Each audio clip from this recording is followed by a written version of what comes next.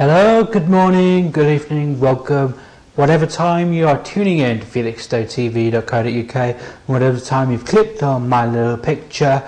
Hello, I am Stuart Acker and this is the Top 10 Show live. This is Thursday, the June 28th, 2012, just gone 20 past 10. My name is Stuart Acker. Hello.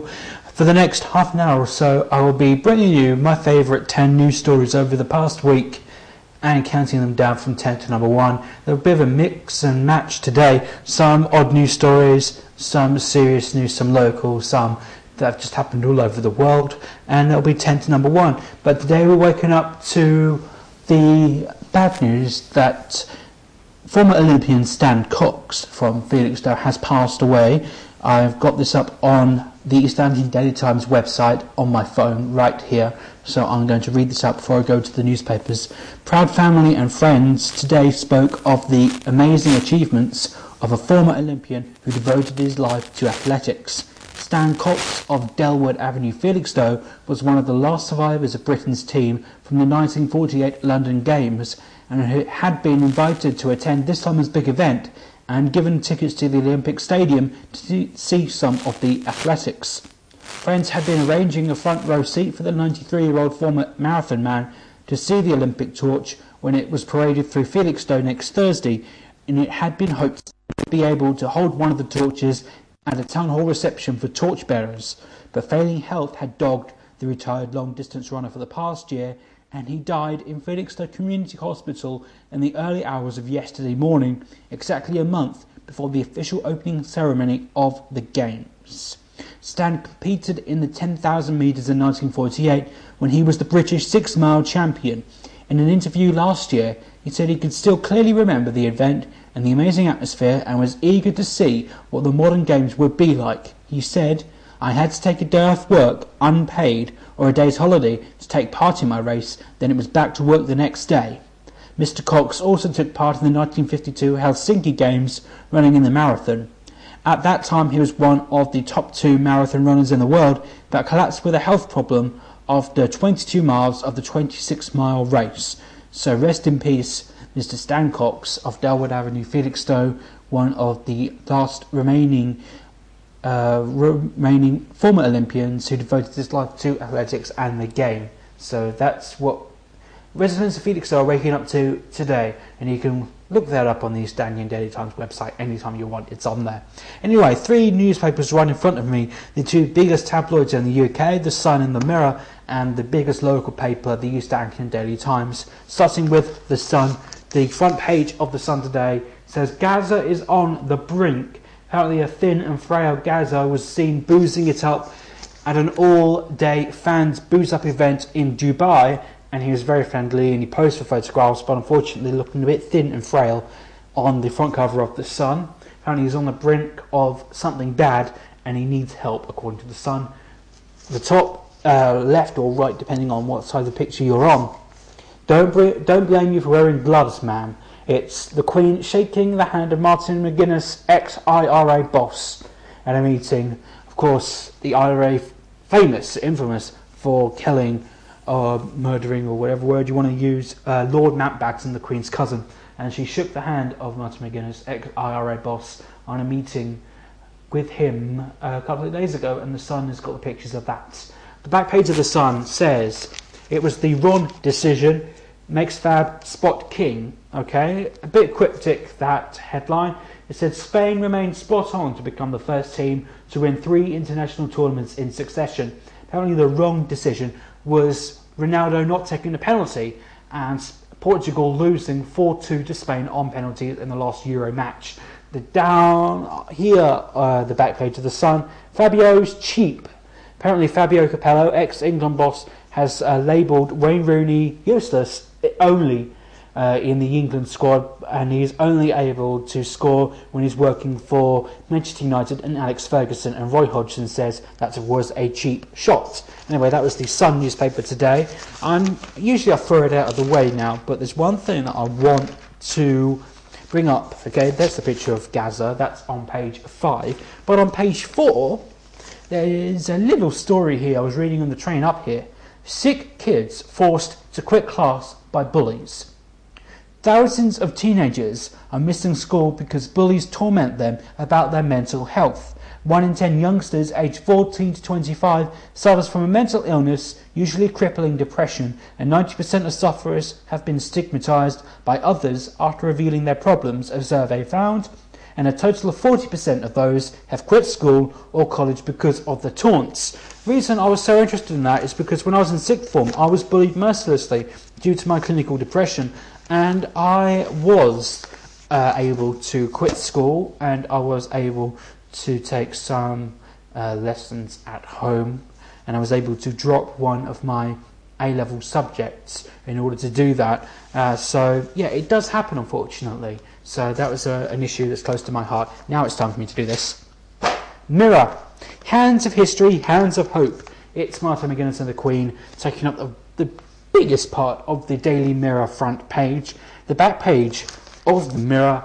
Cheap shot, Fabio is the same news story that the Sun has done. Fabio Capello's cheap shot at Wayne Rooney, saying he can only play well for Alex Ferguson and Manchester United. That's in the Daily Mirror today. And the East Anglian Daily Times.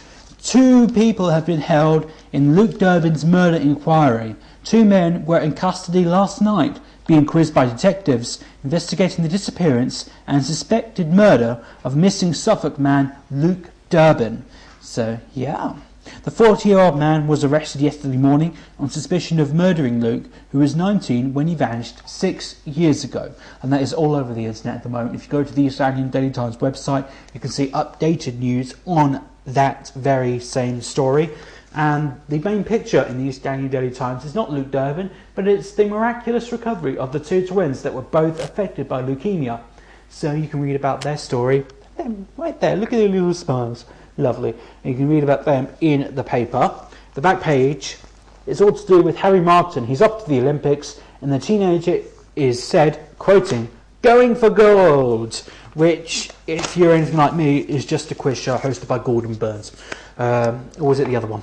Anyway, Harry Martin, he got the nod for Great Britain. He's playing hockey in the Great Britain Olympic hockey team. So raise your glass and let's hope Harry Martin gets a good gold medal. So that's the papers today. Let's go on to the top 10 show. 10 stories back to back. 10 to number 1. Let's count them down. Number 10. Big Ben Clock Tower has been renamed the Elizabeth Tower. The clock tower housing the Big Ben Bell has been renamed the Elizabeth Tower. A campaign to change the name of the Palace of Westminster structure had been backed by most MPs and leaders of the Conservative, Labour and Liberal Democrat parties. Prime Minister David Cameron's spokesman added, "It's a fitting tribute to the Queen and the service she has given to our country in this Jubilee year." The Queen was said to be touched and moved by the original proposal, which came from Conservative MP Tobias Ellwood as an early day motion. My question that has been raised, not only by me, is how much is it going to cost the economy and the government to rename and redistribute all of the tourist flyers around the country and around the world saying it's not Big Ben anymore, it's the Elizabeth Tower. So, yeah, how much is it going to cost us? Number 9. This is a funny news story. Well, not so funny if you're this woman, but funny in retrospect. She has climbed an electricity pylon whilst high on cannabis. A 21-year-old Czech woman climbed a 40-foot electricity pylon after taking super-strength cannabis. And there she is. According to the Huffington Post, she believed it was a bridge across the Morava River in the Czech Republic. The woman was stuck on the pylon for 2 hours. With the aid of the police, a drug counsellor and a cherry picker, they managed to bring her safely back down to earth. Police spokesperson Jan Milakola, who was present at the rescue, said it was a nightmare because she was very much under the influence of drugs and wasn't making much sense. No, she probably would have got a big old shock if she tried to climb the pylon all the way through. Luckily, she had obviously touched the, not the live wire, but the earthing wire. There she was standing on it, so yeah, she was lucky. Either that or she's wearing thick rubber soles. Number 8.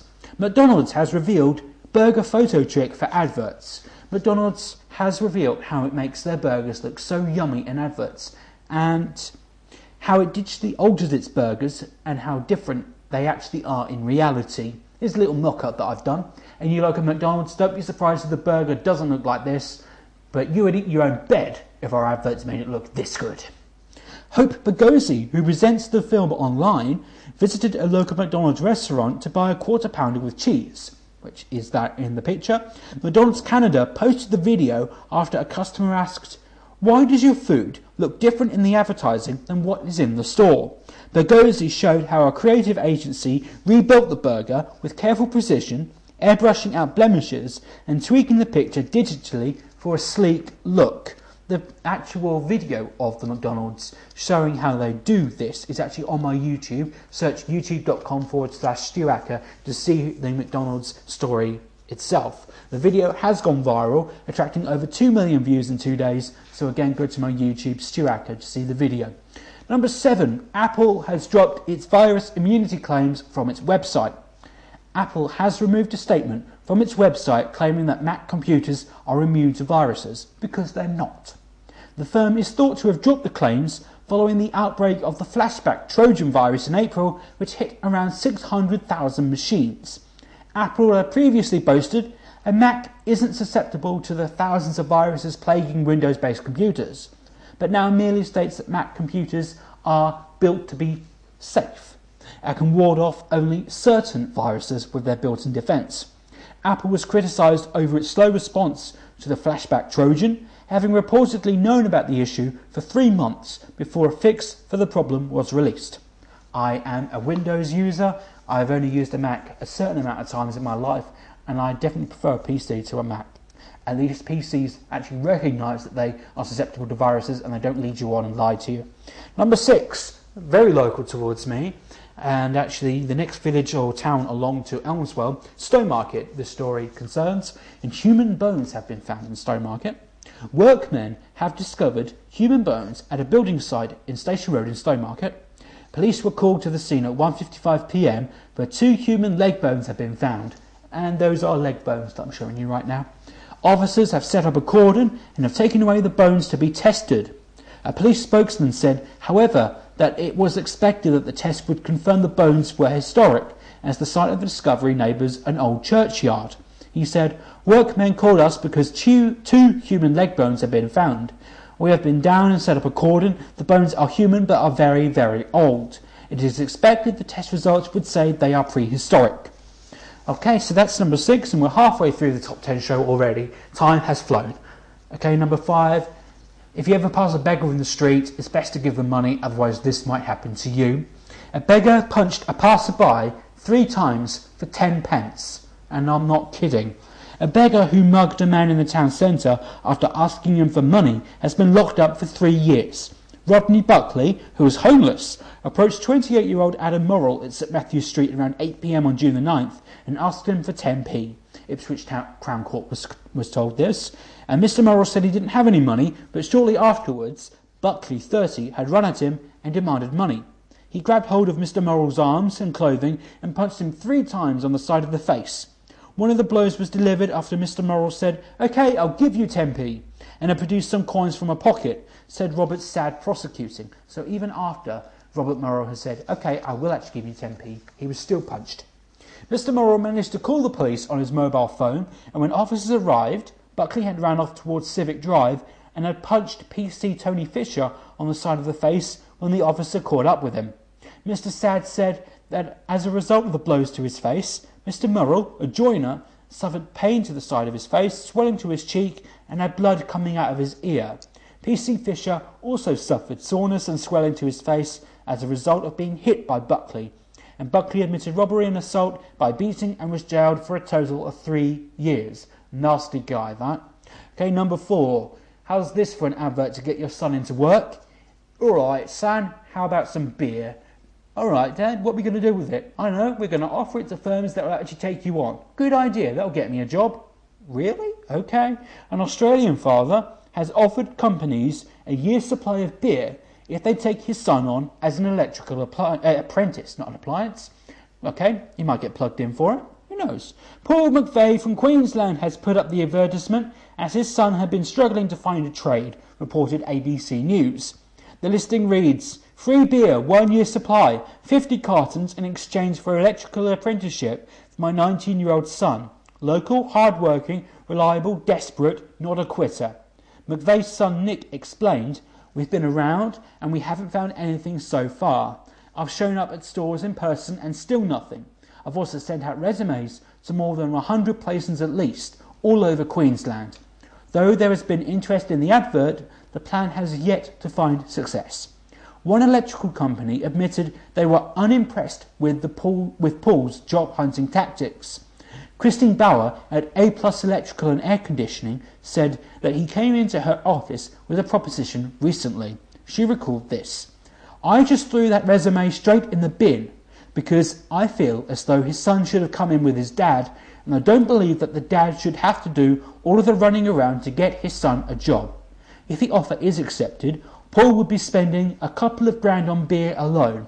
He justified this amount as a worthy investment in his son's future." Okay, here's a couple of really local news stories to hear. A couple of news stories concerning Felixstowe. First of all, Tesco's. Residents of Felixstowe are ready to take on the might of Tesco's to stop the superstore from building on the edge of town. Objectors claimed this week that a new Tesco superstore on the edge of Felixstowe could take up to £750,000 a week from the town centre.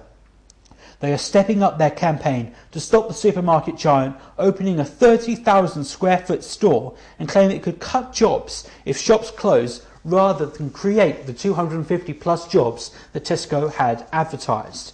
Families worried at the impact a massive store could have are showing their support by putting posters in their windows and placards in their gardens. A new action group has now been formed called Walton Felixstowe Community First, that's WFCF, with members representing various groups and organisations and supported by 2 planning consultants. The Walton Green Partnership, the team behind the supermarket and 350 Homes project, will next week show off its latest plans as it prepares to make a planning application to Suffolk Coastal. Mary Wyatt, spokesperson to WFCF, said, "There is simply not the need for a development of this scale. Tesco will therefore be taking business from existing businesses and supermarkets in this town. A store of this size for the Walton site would expect a turnover of £750,000 a week to be viable. The question is, where does the money of this turnover come from? Only a limited proportion will come from the minority of residents who choose to go outside of Felixstowe area to shop. The remainder will come from the turnover of existing local businesses. Can you imagine the impact on the town centre of falling turnovers of up to £750,000 a week?" Countering this, the developers Walton Green Partnership say 23% of people in the town and Trimley villages currently travel to superstores around Ipswich for their food shopping, and the new store would encourage them to shop in Felixstowe. You can have your say on the Australian Daily Times website where I got that news story from. And number 2 here, new pier complex could bring big boost for the resort's tourist trade. So if they lose money from Tesco's, they could get it back if the new pier is built. Proposals for a multi-million-pound new style pier at Felixstowe have been welcomed at the resort with the hope that it will bring people back to the seaside. This is an old postcard showing the pier in its glory days. Pier owner Stan Threadwell has submitted plans to Suffolk Coastal and is securing private funding for the project. If the go-ahead is given, it is hoped work will start next year with completion in 2014. Stan Harris, who runs the Ocean Boulevard Amusements on Felixstowe seafront, gave the project the thumbs up. He said, "I think it will be good for the town and bring in extra visitors. It would be great if we get coach parties back again. There could be a knock-on effect with the spa and other businesses along the seafront investing in new attractions. If successful, the current pier will be replaced with a new entertainment complex." I think that's a really great idea, actually. So I'm not so keen on Tesco's building here, but very keen on the new pier being built by 2014. Can't wait to see if that actually goes ahead. And the number 1 story of the past week is a funny news story, although not for this girl, but really funny if you're an outsider. A student has revealed a phobia of buttons, and I'm not kidding. A woman has spoken out over her fear of buttons. Student Hannah Matthews, 21, has a rare condition known as cuboponophobia. Her first experience of terror came when she was 5 years old as she refused to wear her school blouse, reported the Mirror this week. Matthews, who panics at the sight of a fastener, said, "I know it's irrational and I obviously know a button can't hurt me, but there's just something about the shape and the texture that freaks me out. It used to affect my chances in job interviews, but now, if someone is wearing buttons, I try to control my reaction. She is currently receiving counselling for her problem, which has restricted her into wearing clothes with zips. And Steve Jobs, the Apple co-founder, the late Apple co-founder, also suffered from this phobia. So this has been the Top 10 Show. I have been Stuart Acker. Thank you so much for tuning in. I won't be here next week because I've got family business to tend to. But the week after, I'll be back at the same time, same place, on felixstowetv.co.uk, and I'll be on Felixstowe Radio this afternoon, 2 till 4 p.m. That's every Thursday, and Saturday, 3 till 5 p.m. So tune in to Felixstowe Radio. You can find the link on the Felixstowe TV website, and hopefully you can join me there for my shows. And I'll be seeing you in a couple of weeks' time for another great Top 10 show. Stay safe, stay secure, stay well, and I'll be seeing you then. Goodbye.